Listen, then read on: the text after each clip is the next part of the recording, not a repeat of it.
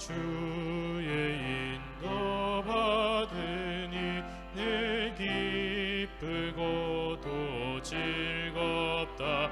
나 무슨 일을 당하지 늘 인도하심 받겠네. 예수 나의 손 붙잡고 늘 인도하여 주시니 나 주님의 제자 되어 늘 주만 따라가겠네. 때때로 괴로움 만나면 때때로 기쁨 만나네. 나 어느 경우 당하나 늘 인도하심 받겠네. 예수 나의 손 붙잡고 늘 인도하여 주시니 나 주님의 제자 되어 늘 주만 따라가겠네. 주 인도하는 곳으로 늘 원망 없이 가겠네. 이 세상 보라 중에도 늘 인도하심 받겠네. 예수 나의 손 붙잡고 늘 인도하여 주시니 나 주님의 제자 되어 늘 주만 따라가겠네. 이 세상 일을 마치고 최후의 승리 얻은 후 저 하늘 날아갈 때도 늘 인도하심 받겠네. 예수 나의 손 붙잡고 늘 인도하여 주시니 나 주님의 제자 되어 늘 주만 따라가겠네.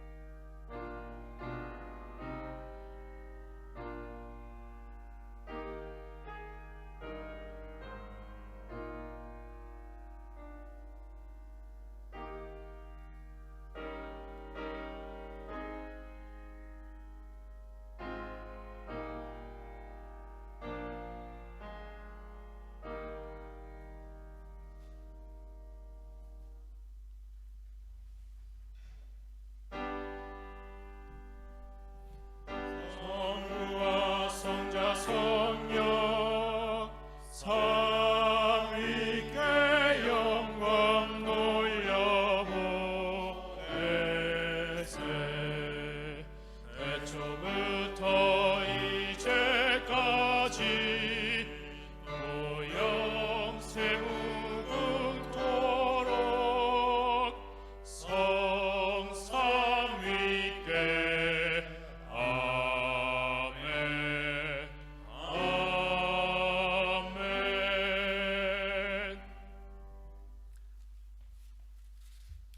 사랑의 아버지 하나님, 저희들에게 안식일을 허락하시고 다시금 주님 품 안에 참 평안과 참 쉼을 허락하여 주심에 감사드립니다. 다시금 찾아온 이 안식일을 통해서 저희들 다시 한번 하늘을 주목할 수 있도록 인도하여 주옵소서.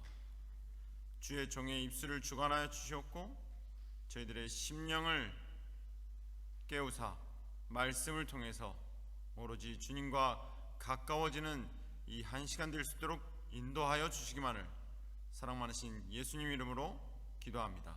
아멘.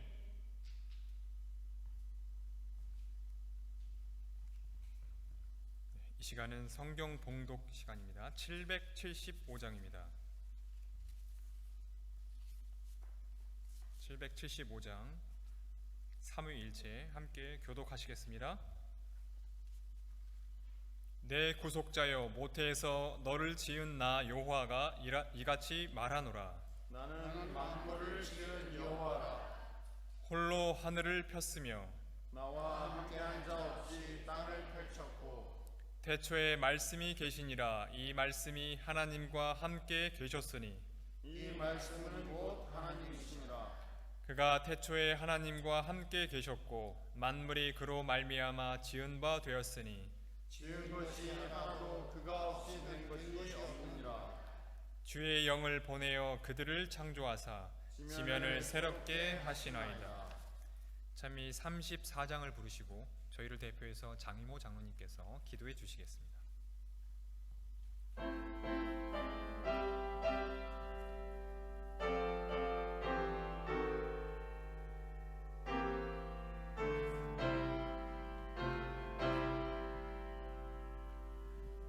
성소에 계신 하나님을 다 찬양하고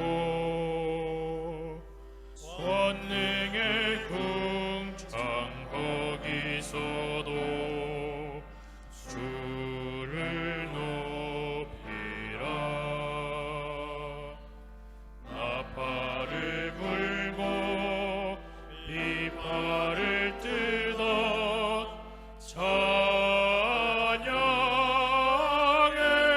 찬양해 목소리 높여 우리 주를 찬양하여라. 지극히 크신 하나님을 다 찬양하고 능하신 업적 바라보고 주를 높이라. 수금을 타고 소고를 쳐서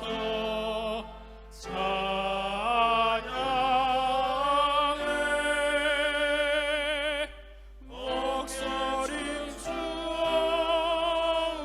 우리 주를 찬양하여라. 생명을 주신 하나님을 다 찬양하고 지으신 만물 가운데서 주를 높이라. 금소를 불고 재금을 울려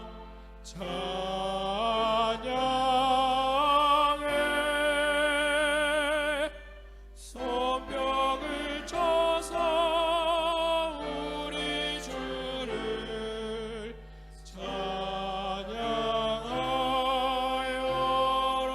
찬양하여라. 다 같이 기도하겠습니다.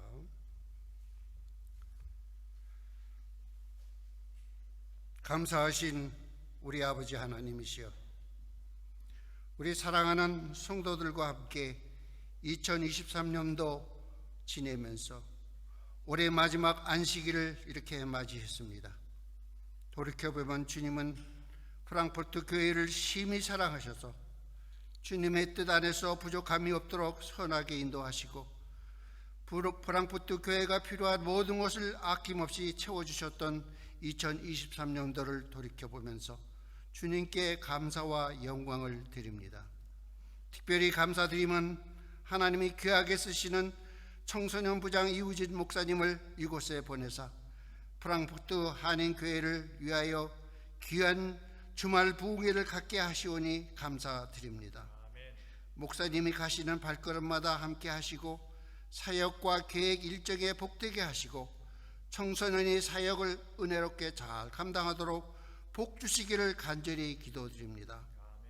오 사랑의 아버지 하나님이시여, 이 복되고 기쁜 안식일 우리들의 부족함과 연약함을 가지고 주님께 모두 내려놓으며 새로운 삶으로 주님께 영광 드리기를 원하오니 우리와 함께 하여 주시옵소서. 오 아버지시여, 간구하기는 육신이 연약하여 예배에 참석하지 못한 성도도 있습니다. 빠른 회복으로 주 하나님께 영광을 드리도록 주님 하옵소서. 일찍부터 하나님은 이곳에 등대를 세우시고 남은 교회와 남은 무리로서 부족함 없게 하시고 우리에게 직분을 주시면서 교회의 사명을 잘 감당하도록 우리에게 사명을 맡기셨습니다. 우리 모두가 성실하게 감당하였는지 돌아보게 하시옵소서. 사랑의 아버지 하나님, 2024년도에는 우리가 하 목사님을 모시고 우리 모두 청소년과 함께 더욱 힘을 합하여 주님을 섬기려 하오니 우리와 함께 도와주시고 함께하여 주시옵소서. 주의 자녀된 본문을 마지막을 위하여 우리가 준비하게 하시옵소서. 사랑의 아버지 하나님, 지금 이 시간 귀한 생명의 말씀을 우리가 듣기를 원합니다. 고귀한 말씀의 생명의 말씀을 듣고 우리들이 새로워지기를 원하오니 세상의 잡념을 모두 버리고 오로지 생명의 귀한 말씀에 집중하도록 주님 도와주시옵소서. 단이 세우신 귀한 종 하나님의 성령이 함께 충만하게 하셔서 말씀을 전하실 때에 감화 감동으로 청중들의 마음과 귀를 열어 뜨겁게 인도하셔서 자녀들이 심령과 마음을 변화시켜 주시옵소서. 새 천사의 기별을 전하며 부족함 없도록 마음의 생각이 일치하게 도와주시옵소서. 시종일관 주님 영광 받으시기를 예수님의 이름으로 간절히 기도드리옵나이다. 아멘.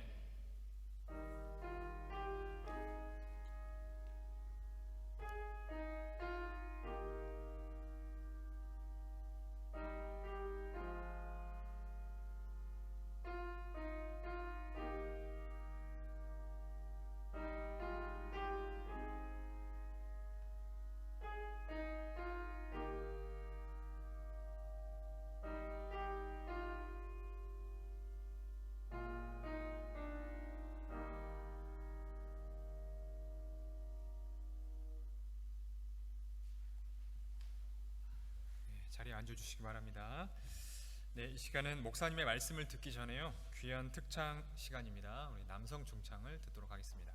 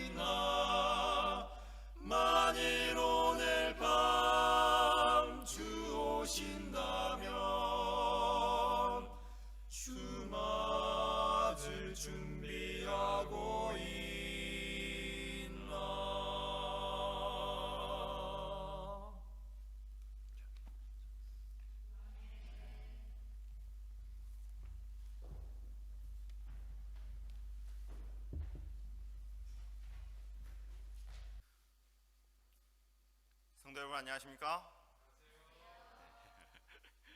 다사다난한 2023년 마지막 안식일이죠. 설교를 시작하는 것도 사실 다사다난한 것 같습니다.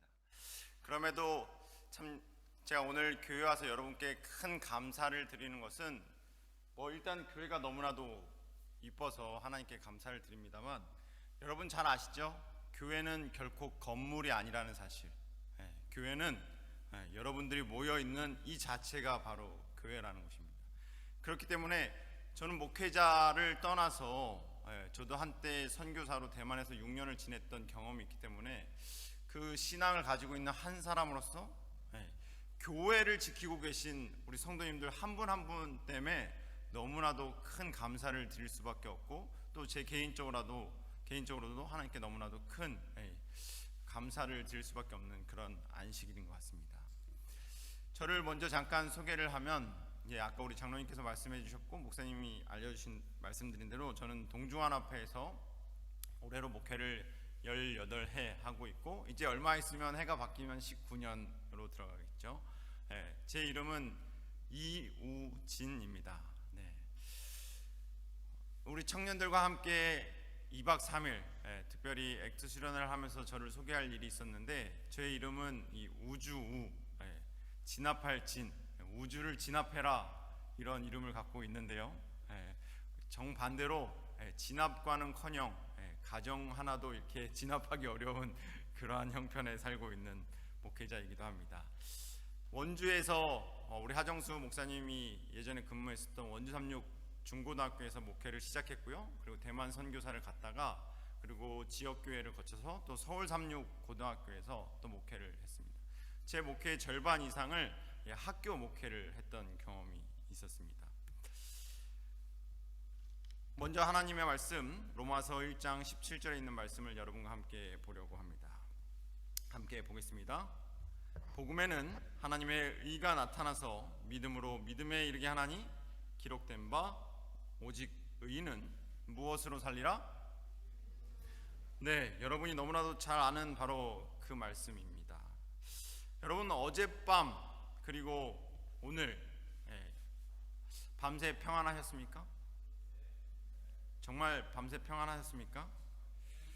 제가 동주환합회 청소년부에 선임된 것이 올해 1월 초입니다.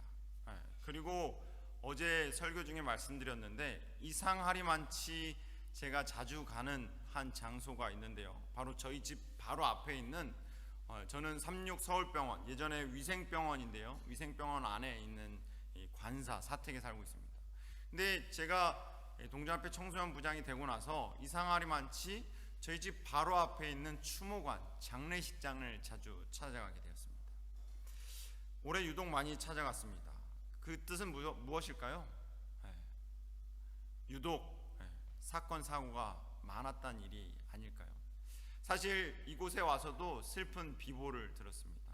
저희 동주환합회 목사님의 자제분 가운데 한 분이 바로 크리스마스 날 불의의 사고로 주 안에 잠드셨던 그런 사건이 있습니다. 뉴스에도 나올 정도로 큰 사건이 하나 있었는데요. 밤새 평안하셨습니까? 이것이 인사치레라고 하기에는 사실은 쉽지 않은 그런 우리의 삶인 것 같습니다.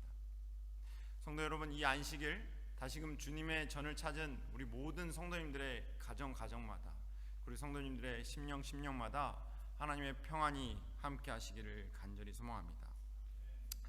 다시금 찾아온 안식일, 우리 성도님들 안에 주님의 평안이, 그리고 주님의 안식이 함께 하셔야 될 텐데, 제가 감히 약속드릴 수 없는 것은 곧 있으면 새로이 다가올 2024년 여러분의 매일 매 순간의 삶이 평안할 것이라는 그러한 것을 제가 확답을 드리고 약속드릴 수 없다라는 사실입니다. 최근에 한 집사님의 억울한 이야기를 들었습니다. 더욱이 그 집사님의 사건이, 그 집사님의 저한테 들려주셨던 이야기가 이 법과 관련된 일이기 때문에 제가 한 목회자로서, 목회자의 한 사람으로서 기도해 드릴 수 있는 것 외에는 그분의 억울함을 대변할 수 없어서 참 송구하고 죄송스럽기도 했습니다. 물론 이해를 이해는 갑니다. 이 약자의 입장에서 이 조례된 것이 법이기 때문에 머리로는 이해가 가지만 그 집사님의 편에 섰을 때 도무지 이해가 되기 어려운, 수용하기 어려운 그런 부분이 있었습니다. 더욱더 안타까운 것은 인간이 만들어 놓은 법이라는 것이 코에 걸면 코걸이, 귀에 걸면 귀걸이, 때때로 그 모습이 분명한 기준이 있어 보입니다만 때때로 그 모습이 바뀐다라는 사실이죠. 여러분은 어떠십니까? 여러분이 살아오면서 그런 경험 한 번쯤 있으신가요? 뒤바뀌는 기준에 따라 서로 다른 적용을 받아보셨던 그런 일. 제가 어렸을 적에는 분명한 기억이 납니다. 저희 외할머님이 저를 보고서 절대로 들어가서는 안 될 한 장소를 정해주셨습니다. 혹시 어딘지 아십니까? 절대로 남자는 그곳에 가면 안 된다. 우리 애기 왜 웃어요? 부엌. 그런데 여러분 혹시 아시죠? 요즘 제가 물론 제가 목회를 해야 되니까 가장 많이 가는 곳이 교회이기도 하고 사무실이기도 하지만 저희 집에서 가장 많이 머무는 곳이 어딜까요? 네, 어디 가십니까, 집사님? 집사님도 저와 비슷하신 경험을 갖고 계신가 본데요. 네, 분명한 기준이 있다고 하지만 우리가 살아가면서 애매모호한 적용을 받을 때가 있습니다. 우리가 살아가는 삶에서 세상의 기준은 때로는 여기에도 붙었다가 저기에도 붙었다가 하지요. 왠지 세상은 법을 따라 살면 손해나는 것 같기도 하고요. 그렇다고 이익을 따라 살아가면 눈총을 받고 때로는 악랄한 사람으로 그런 존재로 평가를 받기도 하죠. 이도 저도 아닌 유행을 따라 살다 보면 왠지 이 방탕한 이 탕자와 같아 보이기도 합니다. 무엇을 따라 살아가야 할까요? 특별히 저도 저희 아내가 오늘 아침에 아까 말씀을 나눴던 것처럼 이 아이들이 2명 있다 보니까 이 아이들에게 아빠로서 또 어른으로서 또 때로는 목회자로서 어떠한 분명한 기준을 제안해주고 제시해줘야 되는데 때로는 흔들리는 이 아빠의 이 목사님의 모습을 보여주게 될 때면 저도 가끔 질문을 스스로 하게 되고 혼동을 갖게 되곤 합니다. 여러분은 나름 개인적으로 옳고 그름에 대한 분명한 기준을 갖고 계십니까? 이러한 상황에서는 이렇게 하고 저런 상황에서는 저렇게 하고 빨간불에서 가야 될까요? 말아야 될까요? 우리는 분명한 기준을 알고 있음에도 과거에는 옳지 않게 여겼던 것이 지금은 가능하게 된 그런 일들 너무나도 많이 알고 계시죠? 정말 우리가 살아가는 세상에는 분명한 기준이 있다라고 하지만 그럼에도 애매모호한 세상, 우리는 어떤 것에 의존해서 살아갈 수 있을까요? 법적인 절차로 인해서 그러한 사건 사고를 갖고 계셨던 그 집사님을 정말 개인적으로 위로해드리고 또 어떻게 하면 법적으로 좀 도움을 드릴 수 있을까? 제가 아는 분 가운데 변호사가 없기 때문에 물론 이 교회 다니시는 장로님들 가운데 변호사가 있지만 제 개인적으로 친분이 없었기 때문에 무엇을 도와드릴 수 있을까? 그러던 찰나에 그 집사님이 저한테 이렇게 이야기하셨습니다. 목사님, 기도해 주세요. 하나님의 인도하심을 확신합니다. 제가 오히려 충격 아닌 충격을 받았습니다. 저는 어떤 인간적인 도움을 드릴 수 있을까 이런 고민을 하고 있을 때 세상의 불합리 가운데 분명한 명확한 믿음을 이분은 갖고 계셨던 것이죠. 그리고 그 믿음 안에서 행복과 기쁨을 찾는다는 것이 어떤 것인지 그러한 확신에 찬 모습을 오히려 집사님이 이 목사한테 보여주신 것입니다. 애매모호한 세상의 법으로 힘든 상황을 겪고 있는 그분이 오히려 분명한 기준을 제시해줘야 하는 저에게 그리스도인이 가져야 할 기쁨과 행복의 근원이 어떠한 것인지를 저에게 일러주신 것이죠. 여러분, 어제 제가 여러분들과 나눴던 말씀 혹시 기억나십니까? 우리의 삶이 곤고하다, 피곤하다, 비참하고 심지어는 수시로 넘어진다는 말씀.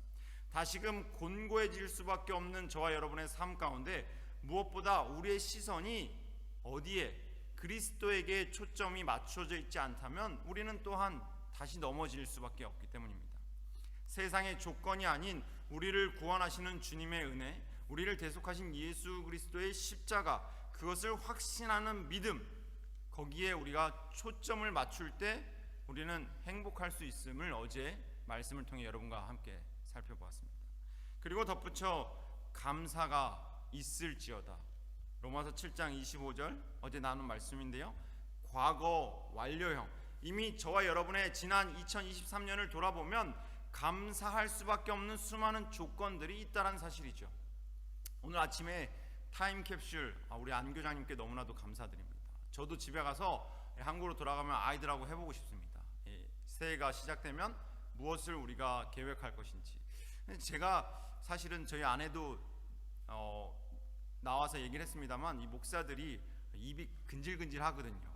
이렇게 말할 기회가 주어지면 나도 하고 싶다 막 입이 근질근질했습니다. 그래서 뭘 할까 제가 생각해 보니까 참 우리 프랑크푸르트 교회 성도님들은 대단하십니다. 물론 개인적인 1년간의 바램도 있지만 그 바램 안에 1년의 여러 가지 목표 가운데 다른 분들을 위해 기도하고 심지어 아까 우리 청년 우리 학생으로 보입니다만 다른 누군가를 위해 기도하겠다라는 그런 목표. 사실 저는 제 개인적인 목표만 있거든요. 다이어트 해야지 실패했습니다. 영어 공부해야지 실패했습니다. 성경 봐야지 책을 좀 독서를 많이 해야지 모두 다 실패했는데 오히려 여러분들을 통해서 다른 누군가를 위해서 타인을 위해서 또 다른 목표를 세워봐야겠구나. 그래서 저도 한국으로 돌아가면 저희 아이들과 함께 좀 다른 이들을 위해서 우리가 할 수 있는 일을 좀 찾아봐야겠구나 다짐해 보게 됩니다. 여러분 오늘 이 안식일 믿음으로 사는 삶이라는 말씀의 제목을 정해 보았습니다.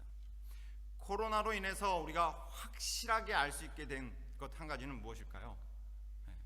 코로나 때문에는 아니지만 코로나로 인해서 우리 삶에 확실해진 것 하나는 아무리 준비를 확실히 한다 해도 우리의 불안함을 떨쳐낼 수 없다는 사실이죠.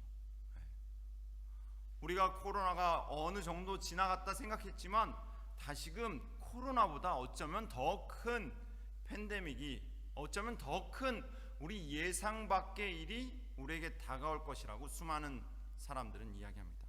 철저히 준비했지만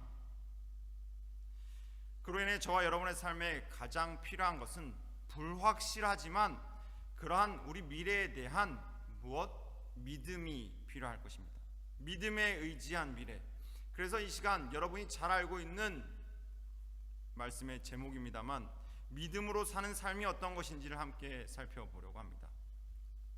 여러분 우리가 살아가면서 믿음 없이 살 수 있을까요? 저와 여러분 간에는 우리는 저와 여러분은 만난 지 얼마 안 됐기 때문에 아마 그런 깊은 믿음은 없을 것입니다. 하지만 우리 안교장님과 우리 서기 집사님 부부간에 믿음이 없다면 살 수 있을까요? 특히 이렇게 머나먼 타향에서 믿음이 없다면 친구 관계를 맺는 것도 사실 어렵습니다. 선생님과 제자 간에 믿음이 없다면 또 이웃 사촌 간에 또 우리 성도들 간에 믿음이 없다면 우리의 삶은 어떻게 꼴지어질까요? 사실 우리 삶에 보이지는 않지만 많은 것들이 믿음의 그 기본 바탕을 두고 있습니다. 우리가 갖고 있는 사랑도 그렇고요. 우리가 찾고 있는 행복도 또한 건강도 모두 믿음의 바탕을 두고 있다고 할 수 있습니다. 저와 여러분은 믿음 있는 삶을 살고 있다고 할 수 있을까요? 여러분은 믿음 있는 삶을 살고 계십니까? 여기에 질문을 하나 던져보려고 합니다. 믿을 수 있는 것이 있고 반대의 것이 있다면 무엇을 믿어야 할지 때론 모를 수 있기 때문에 오늘 저와 여러분의 삶에 분명 믿음이 필요합니다. 여러분 사람의 삶에 믿음의 바탕을 두고 살아간다는 것 쉽습니까? 아니면 어렵습니까? 누군가를 믿는다는 것. 오늘 이 시간 저와 여러분 예수 그리스도를 따르는 우리 그리스도인들에게 세상이 주는 언젠가는 뒤바뀌어 버릴지도 모르는 그런 애매모호한 기준 가운데 우리가 믿어야 할 것이 무엇이고 또 하나님의 백성인 우리에게 필요한 믿음은 무엇인지를 함께 고민해 보려고 합니다. 사람들은 무엇이 믿음인지 자 여기 화면이 잠시만요. 화면 좀 읽어주시겠습니까? 주황색. 사람들은 무엇이 믿음인지 알지 못하고 있는 것 같다. 네, 감사합니다. 저 여기 줌 화면이 가려져서 사람들은 무엇이 믿음인지 알지 못하고 있는 것 같다. 많은 사람들이 인생의 어두움과 실망으로 내게 불평하였다. 그러므로 나는 이렇게 질문하고 싶다. 그대들의 얼굴이 어디로 향하고 있는가? 네, 사단은 우리가 마땅히 가져야 할 깨달음을 얻게 한다. 우리는 우리의 구원자 예수 그리스도께 더 가까워져야 한다. 우리는 예수 그리스도의 하늘 속성에 대하여 더 깊이 생각하여야 한다. 마지막 시대를 살아가고 있는 마지막 선택된 백성이란 확신이 있는 우리 재림 성도들에게, 아까 우리 장로님의 기도 가운데서도 우리는 마지막 시대를 살아가고 있는 마지막 백성들인데 하나님의 마지막 백성이라는 확신 가운데 무엇이 부족하다면, 믿음이 부족하다면 어쩌면 우리는 복음의 근원 되시는 예수 그리스도에 대한 믿음의 부족으로 지난 한 해를 살아왔지는 않았는지, 오늘 이 안식일 또 한 해를 마무리하는 가운데 여러분과 함께 돌이켜보고자 하는 것입니다. 믿음이 부족하다는 것은 어쩌면 우리는 이전에 개인적으로 좋아했던 어떤 신앙의 이론 또는 어떤 인간적인 관계를 통해서 우리가 교회를 왔거나 어쩌면 이 커뮤니티 안에서 지냈다고 말해볼 수도, 생각해 볼 수도 있기 때문입니다. 로마서 1장 17절은 이렇게 이야기합니다. 복음에는 하나님의 의가 나타나서 믿음으로 믿음에 이르게 하나니 기록된 바 오직 의인은 믿음으로 말미암아 살리라.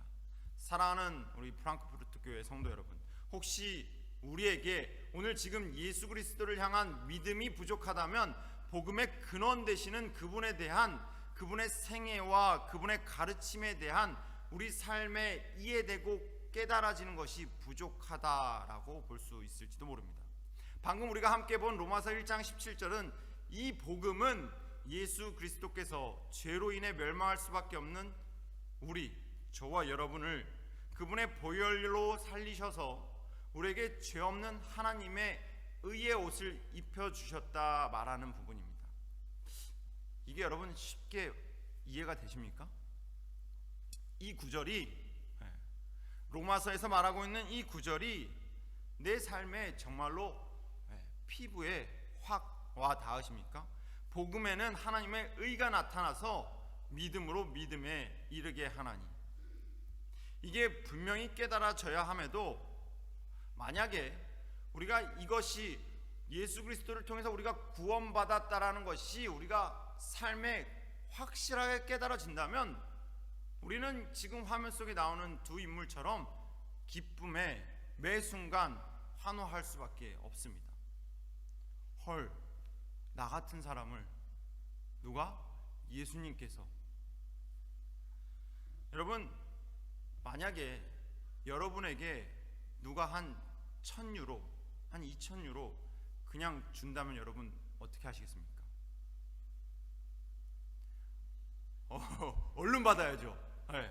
그리고 표정이 어떻게 될까요? 감사합니다. 네.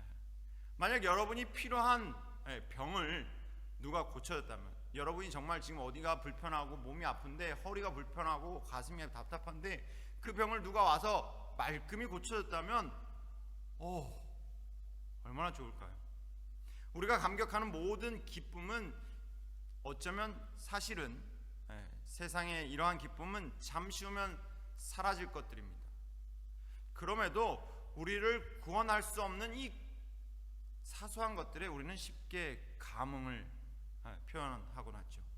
그런데 왜 우리는 죽음을 앞둔 죄인에게 주신 그 복음, 우리를 구원하신 예수 그리스도에 대한 그 복음에, 그 보혈에 지난 한 해를 돌아보면 저 역시 그렇게 큰 감흥이 차고 넘치지는 않았던 삶을 살아온 것 같습니다. 저를 포함해서 여러분, 복음, 예수 그리스도가 나를 구원하셨다라는 이 복음에 기쁘십니까?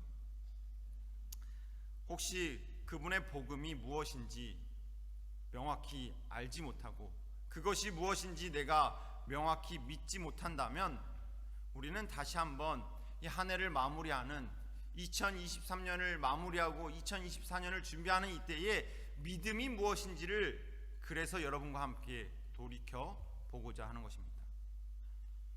저와 여러분, 단순히 믿음이 하나의 감정이 아닌, 믿는다는 것 어쩌면 감정 같고 어쩌면 슬퍼하거나 기뻐하는 그러한 우리의 감정적으로 나오는 것이 아닌 분명한 예수 그리스도에 대한 확신이 바로 믿음이어야 할 텐데요. 저와 여러분의 신앙이, 우리의 믿음이 단순히 일방적인 어떠한 감정의 기분에 머물러 있지 않기를 간절히 소망합니다. 오직 의인은 무엇으로 말미암아 살리라? 네.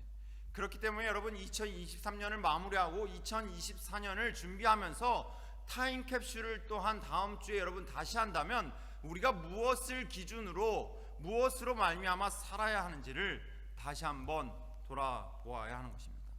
오직 의인은 믿음으로 말미암아 살리라 라고 했던 바울의 이야기는 쉬운 말 같지만 사실 그 뜻을 제대로 이해하기 위해서는 부단히 우리는 노력이 필요합니다. 이 말씀은 바울이 구약성경 하박국 2장 4절에 있는 말씀을 인용한 것인데요, 이란이라는 지역에 가면 이 투이세르칸이라는 도시에 이 하박국 선지자의 무덤이 있다고 합니다. 물론 그 무덤이 진짜인지 설왕설래가 있습니다. 고고학적인 논의가 아직은 좀 따르고 있지만 그러한 유대 왕국의 선지자였던 그의 무덤이 여러분 왜 유대 지방이 아닌 페르시아 지방에 있을까요? 이 하박국 선지자가 살았던 시대는 신앙적으로나 정치적으로, 사회적으로 뿐만 아니라 이 외교적으로 아주 어려웠던 시기였습니다. 당시의 국제적인 이 상황은 엄청난 격동기였습니다. 그런데 이 모습은 어쩌면 지금 현재 우리가 살아가고 있는 이 프랑크푸르트뿐만 아니라 대한민국의 모습과도 다르지 않다 할 수 있습니다. 제가 이곳에 와 있는 동안 혹시 시간이 나면 궁금해서 한국에 있는 뉴스들을 이렇게 서칭을 해보면 생각지도 못했던 일들이 빵빵 터지는 모습을 봅니다. 이 하박국이 살았던 당시와 지금 저와 여러분이 살고 있는 시대적인 모습이 크게 다르지 않다 할 수 있습니다.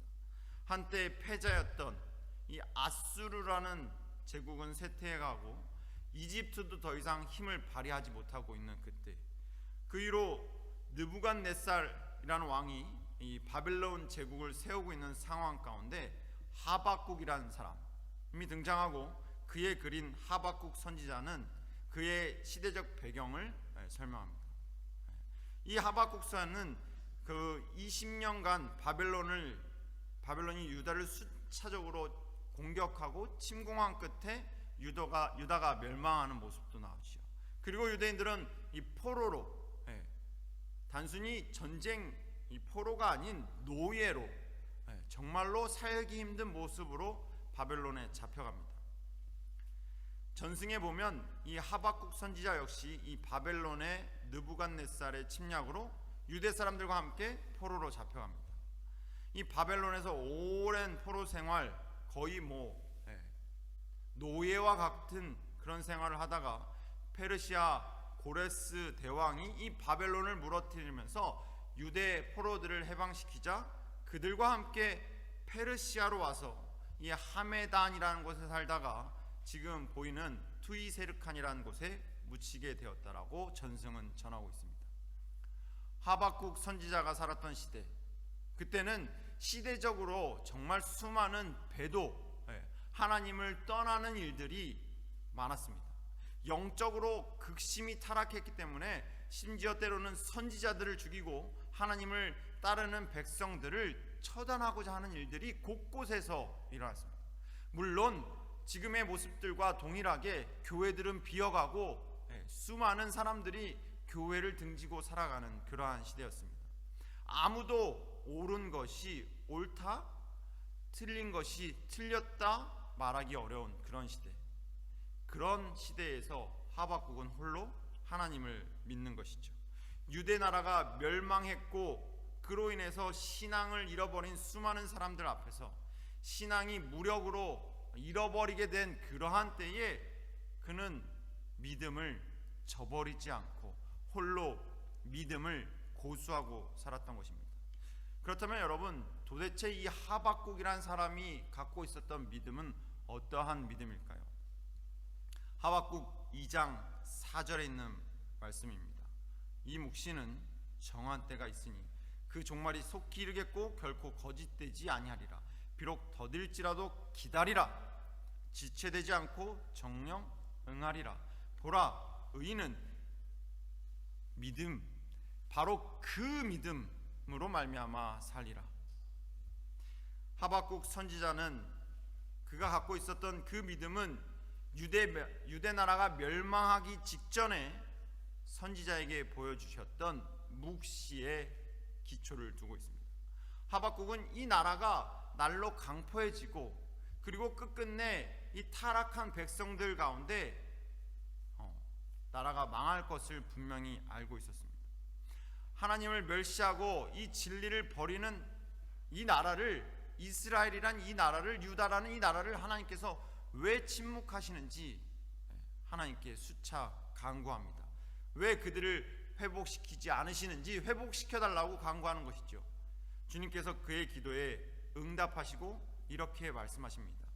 이 묵시, 이 예언은 이루어질 때가 있으니 좀만 뭐해라? 기다려라. 내 눈에는 좀 더디게 보이지만 정해진 때가 있으니 반드시 이루어지리라. 전쟁과 재난의 두려움, 무엇보다 백성들이 타락하고 왕이 배반한, 하나님을 등지는 그러한 이스라엘의 모습 가운데 하박국은 하나님께서 기다리라는 말씀을 듣게 됩니다.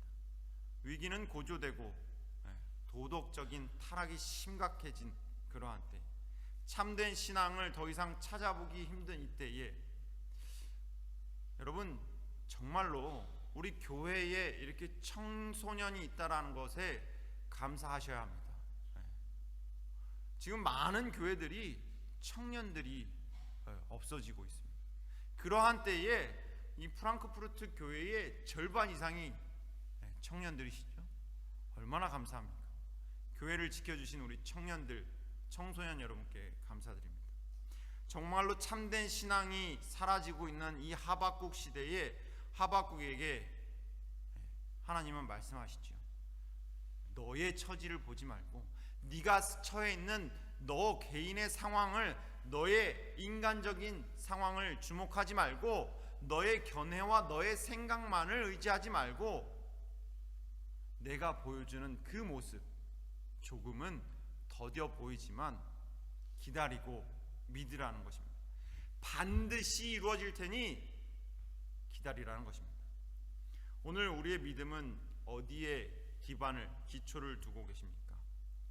우리도 하나님께서 저와 여러분에게 주신 묵시에 대한, 예언에 대한, 비록 조금 더딜지라도 분명 이루어 주시겠다는 하나님의 약속에 대해 우리는 믿어야 하는 것입니다.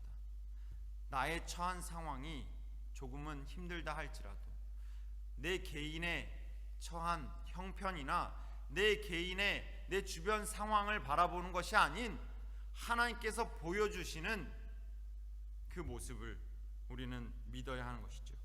의인은 믿음으로 살라는 이 말씀, 하박국이 가졌던 약속의 성취에 대한, 진리의 말씀에 대한 그 믿음. 그러면 여러분 이 하박국이 믿었던 이 약속에 대한 믿음은 무엇일까요? 하나님께서 묵시를 통해 하박국에게 무엇을 보여주고자 하셨던 것일까요? 이 묵시가 무엇인지 신약성경 갈라디아서 4장 4절에서 이렇게 말하고 있습니다. 때가 참에 하나님이 그 아들을 보내사 여자에게 나게 하시고 율법 아래 나게 하신 것은 율법 아래 있는 자들을 속량하시고 우리로 하여금 아들의 명분을 얻게 하려 하심이라. 하박국 선지자가 말했던 의인으로 하여금 믿음으로 말미암아 살게 했던 묵시, 예언, 그 묵시는 그들을 구원하실 하나님의 아들 그리스도 예수에 대한 묵시라는 사실입니다. 믿음으로 말미암아 사는 그들은 믿음으로 오직 하나님께서 주신 말씀에 근거하여 그의 백성을 구원하실 누구를 바라보는 것입니까? 예수를 바라보는 것이죠. 여러분, 하박국이란 이름, 그 이름은 하나님을 꽉 붙잡음이란 뜻을 갖고 있습니다. 그는 이 묵시 하나님이 예언하신 그 약속을 붙들었습니다. 그의 상황과 그의 형편이 어렵지만 분명히 하나님께서 아들을 주실 것이고 그 아들을 통해서 나를 하박국을 구원하실 것이니 그 약속을 꽉 붙잡고자 했던 것이지요. 오직 의인은 믿음으로 말미암아 살리라 하신 그 믿음은 다른 것이 아닌 예수 그리스도에 대한 믿음인 것입니다. 너희가 성경에서 상고하는 것이 곧 내게 대하여 증거하는 것이로다 라고 예수님은 요한복음 5장 39절에서 말씀하시죠. 그렇기에 우리는 말씀을 연구하는 주된 이유가 다른 어떤 것, 우리가 살아가면서 어떤 축복을 누리고 우리가 살아가면서 마지막 때에 하늘에 들어가기 위함도 있지만 무엇보다 아들을 알아가기 위함임을 여러분 우리의 믿음을 다시 한번 곤고히 하시면서 확실히 하시면서 우리가 돌아봐야 하는 것입니다. 하나님의 말씀에서 무엇을 예수 그리스도에 대한 약속을 붙잡고 세상의 기준이 아닌 주님께서 정해주신 때와 방법을 기다리며 우리를 구원하시기로 하신 예수 그리스도를 기다리는 믿음. 사랑하는 우리 프랑크푸르트 교회 성도 여러분, 이 예언과 이 약속, 예수 그리스도의 오심에 대한, 그분의 다시 오심에 대한 이 약속, 그 가운데 임하시는 하나님의 은혜를 깨닫고 기다리는 것, 이것이 바로 이 2023년을 마무리하고 2024년을 준비하는 우리 프랑크푸르트 교회 성도님들의 삶 가운데 다시 한번 회복되어야 할 믿음임을 주목해 주시길 간절히 소망합니다. 예수 그리스도께서 오늘 이 시간 저와 여러분을 위하여 다시 오시겠다라는 마지막 속죄 사업을 이루시고 우리를 구원하시기 위하여 다시 오시겠다라는 그 약속에 대한 믿음. 오늘 이 시간 이후에 우리에게 있어야 할, 우리가 붙잡아야 할 믿음이 무엇인지 다시 한번 이 안식일을 통해서 돌아보게 되시길 간절히 바랍니다.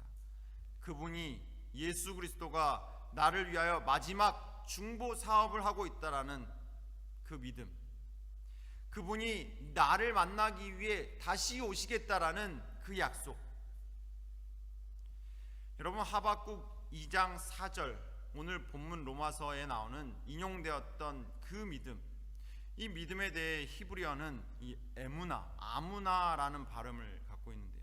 그런데 여기에는 우리가 평소에 잘 사용하는 이 아멘이라는 단어가 여기에서 시작됐다고 합니다. 불변, 신뢰, 충성, 신실함이라는 뜻을 갖고 있는 이 에무나, 이 믿음이라는 단어는 하나님에게서 이 생명을 보증받은 이들이 하나님과의 신실한 충성의 관계를 사용할 때 사용하는 단어가 바로 여러분 앞에 보이는 이 단어입니다. 다시 말해 오늘 우리의 믿음은 우리를 구속하시는, 구원하시는, 그것을 이루고자 다시 오실 예수 그리스도, 지금 이 순간에도 우리를 위해서 하늘 지성소에서 중보하시는 그 예수 그리스도에 대한 불변하는 마음, 신실하고 충성된 마음이 이 에무나라는 단어에서 파생되었다라고 할 수 있는데요. 더욱이 나를 온전히 사랑하시는 그분께만 충성하겠다는 마음. 저와 여러분의 믿음, 정말 이러한 믿음으로 똘똘 뭉쳐 있나요? 예수 그리스도에게만 충성하겠다라는 마음. 이 마음을 다시 한번 이 안식일 저부터 한 해를 마무리하고 새로운 한 해를 준비하면서 회복하고자 하는 것입니다. 그런데 여러분, 성경의 오묘함이라고 할 수 있을까요? 이 하박국 2장 4절에 나와 있는 이 단어는 조금 독특한 모습을 갖고 있습니다. 히브리어에는 이 성경이 처음 쓰여졌던 이 히브리어는 조금 독특한 글자들이죠. 이것이 얼마나 길게 쓰냐 짧게 쓰느냐에 따라서 그 뜻이 크게 달라진다고 합니다. 와우 또는 요드라고 하는데요, 하나는 짧게 쓰고 하나는 길게 쓰는 것입니다. 첫 번째로 길게 쓸 경우, 그것은 의인은 그 믿음으로 말미암아 살리라라고 우리가 이것을 의인은 그의 믿음으로 말미암아 살리라라고 해석해 볼 수 있는 것입니다. 하박국 그의 믿음은 어디에 있습니까? 하나님께서 주신 진리에 대한 확신, 다시 말해 의인은 그의 믿음, 하나님께서 그의 시대에 하박국 시대에 주신 그것에 대한 그 예언에 대한 믿음, 그 시대에 가졌던 하박국 개인의 믿음으로 그가 의인이 된다는 것입니다. 근데 이것을 조금 더 짧게 생각해 보면요, 요드라는 단어인데요, 의인은 누구의 믿음으로 산다는 것입니까? 네, 이 묵시를 주신 하나님이 그 사람을 믿어주신다는, 의인은 주의 믿음으로 말미암아 살리라.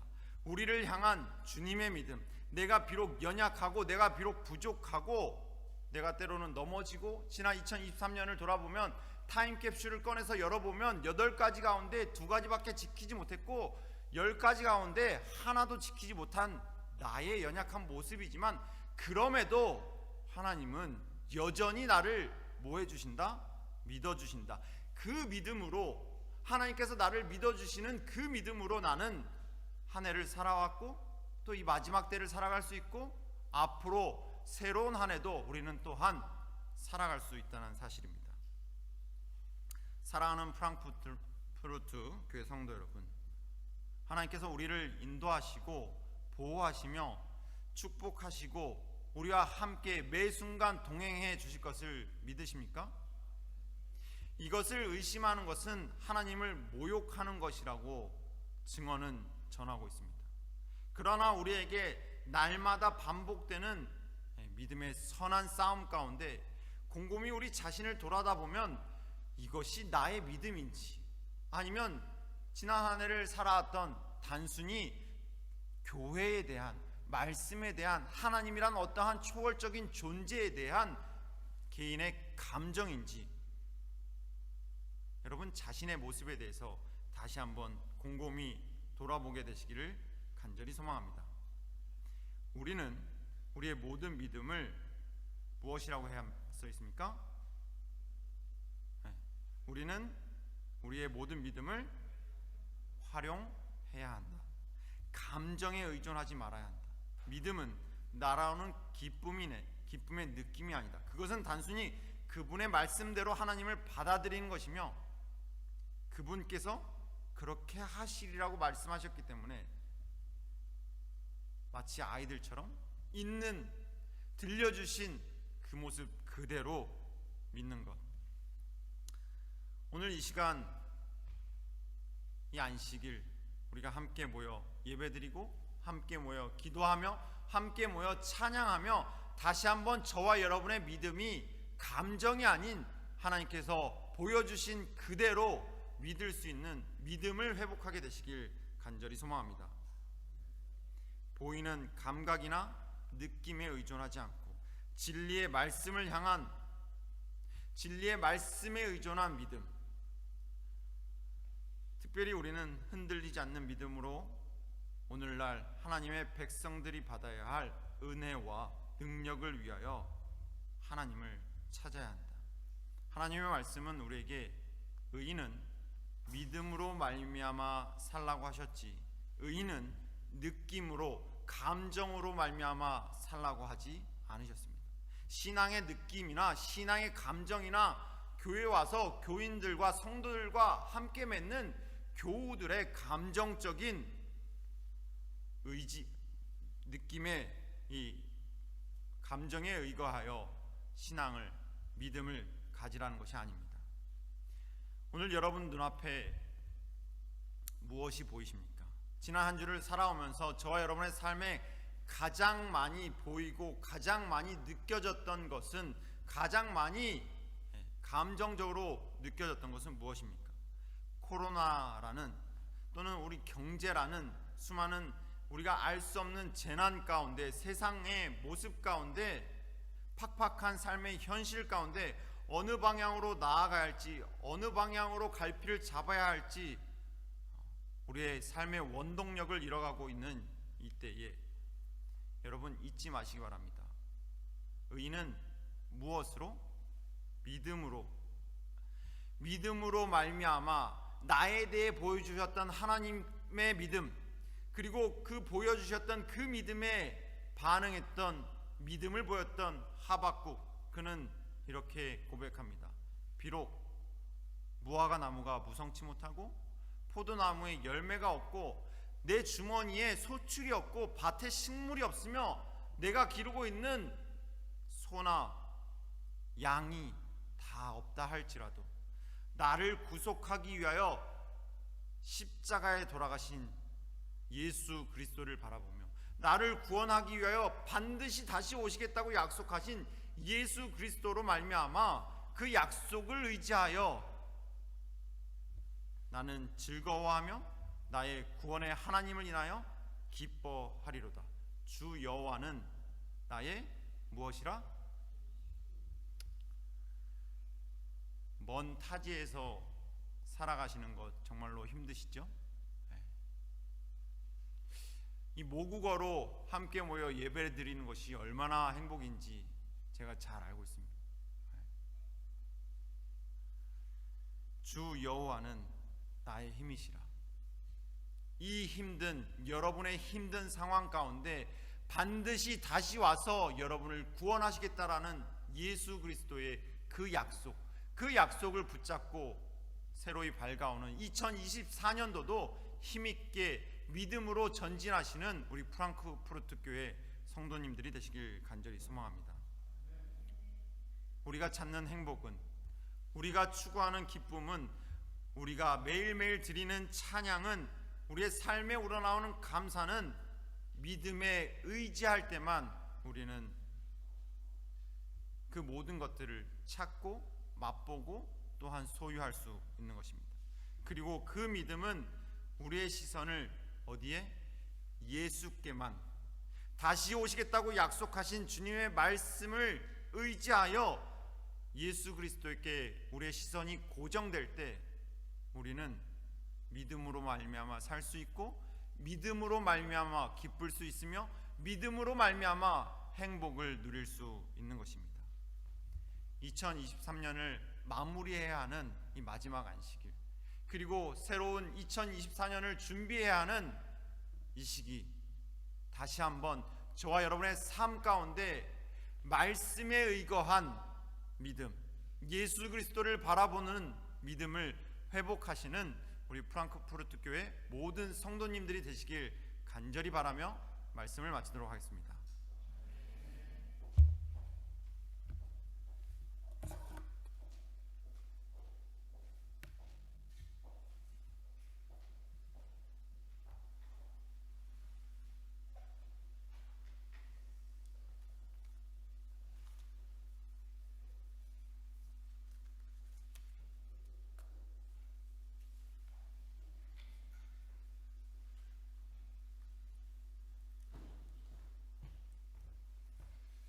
네, 이 시간은 준비하신 헌금을 드리는 시간입니다. 헌금하시겠습니다.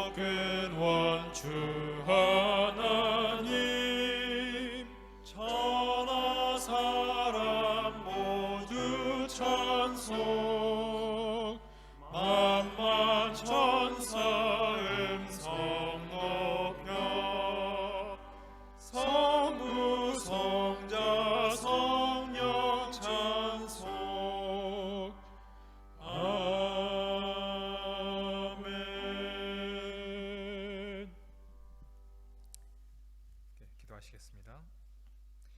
하늘에 계신 저희들의 하나님 아버지, 오늘은 2023년 마지막 안식일입니다. 지난 한 해 동안 하나님의 은혜로 다사다난한 삶 속에서 잘 이겨내게 도와주심을 진심으로 감사드립니다. 저희가 받은 축복을 이 시간 다시 귀한 헌금으로 감사함에 드립니다.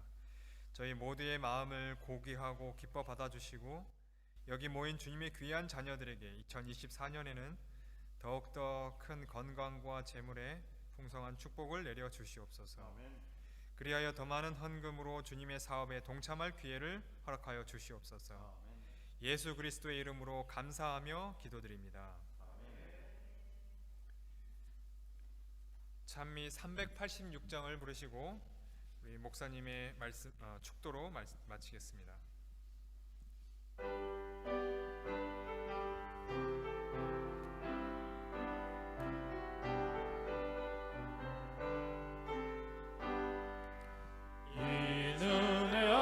증거하니 보여도 믿음만을 가지고 선을 걸으며 이 귀에 아무 소리 아니 들려도 하나님의 약속 위에 서리라.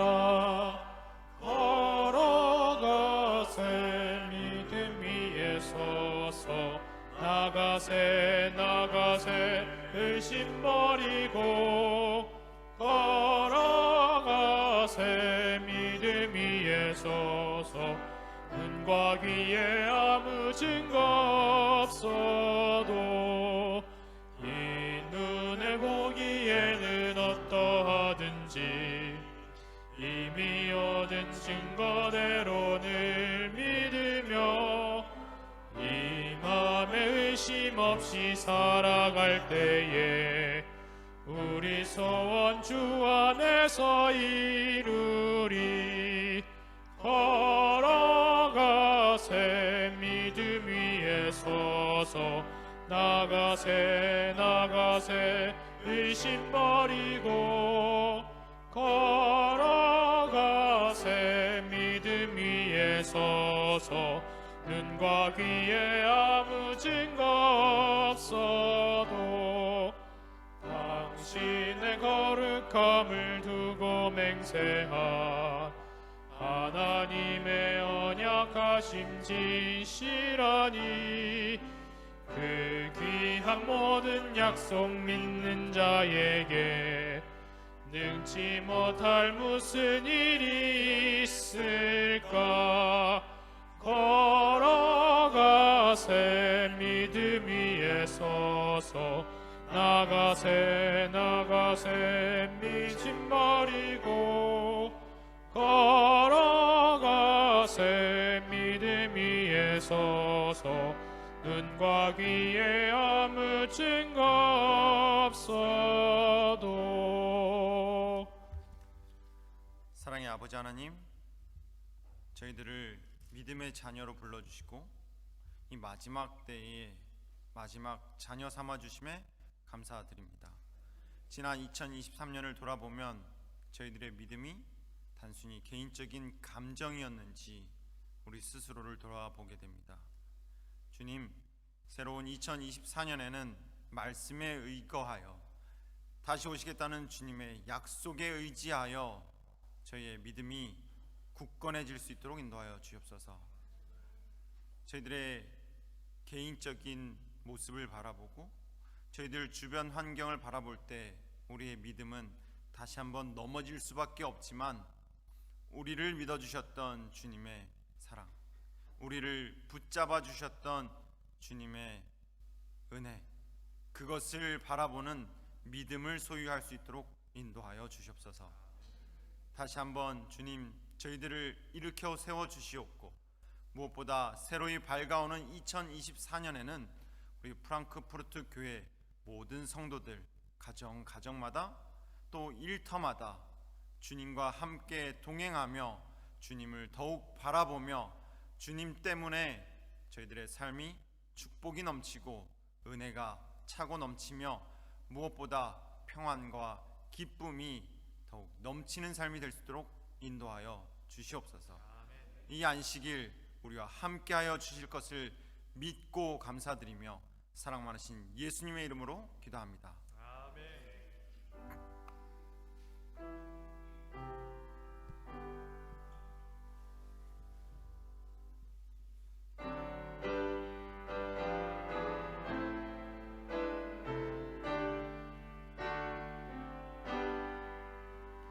내 주님 오시리 확실히 오시리 내가 공중에서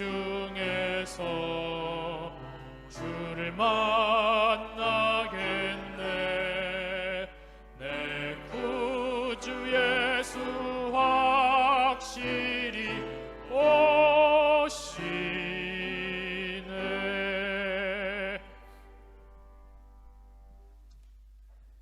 모든 예배가 마쳤습니다. 행복한 남은 안식일 시간 되시기 바랍니다.